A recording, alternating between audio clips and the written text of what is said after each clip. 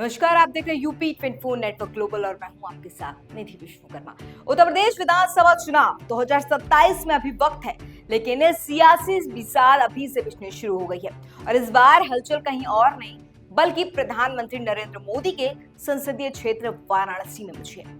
खबर है कि हैदराबाद के सांसद असदुद्दीन ओवैसी की पार्टी एआईएमआईएम ने वाराणसी की 3 सबसे हॉट सीटों पर चुनाव लड़ने का साफ ऐलान कर दिया है। क्या ओवैसी की यह एंट्री बीजेपी की टेंशन बढ़ाएगी या फिर सपा के वोट बैंक में सेंध लगाकर सत्ता की राह को आसान करेगी? आज इस पर होगी हमारी खास पड़ताल। तो आइए समझते हैं विस्तार से पूरी कहानी है क्या। वाराणसी जनपद की कुल 8 विधानसभा सीटें, जहां पिछले 10 सालों से बीजेपी और उनके सहयोगियों का एक छत्र राज है, लेकिन अब ओवैसी की पार्टी एआईएमआईएम ने यह 3 प्रमुख सीटें वाराणसी दक्षिणी, उत्तरी और कैंट पर अपने प्रत्याशी उतारने की पूरी तैयारी कर ली है। पार्टी के जिला उपाध्यक्ष मुख्तार अहमद अंसारी का साफ कहना है उन्हें प्रदेश अध्यक्ष से हरी झंडी मिल चुकी है।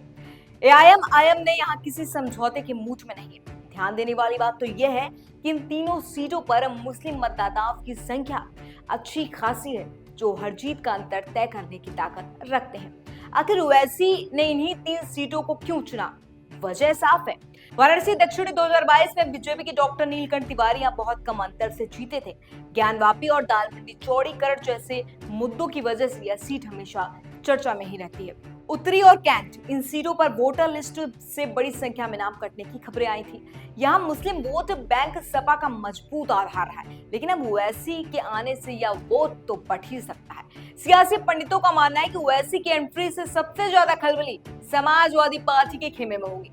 अगर मुस्लिम वोट बढ़ता है तो इसका सीधा फायदा बीजेपी को मिल सकता है, लेकिन बीजेपी के लिए भी चुनौती कम नहीं है, क्योंकि स्थानीय मुद्दों और कम मार्जिन वाली सीटों पर कोई भी छोटा उलटफेर भारी पड़ सकता है। क्या वाराणसी के अवैध किले में ओवैसी से लगा पाएंगे या फिर सिर्फ एक चुनावी शोर बनकर रह जाएगा?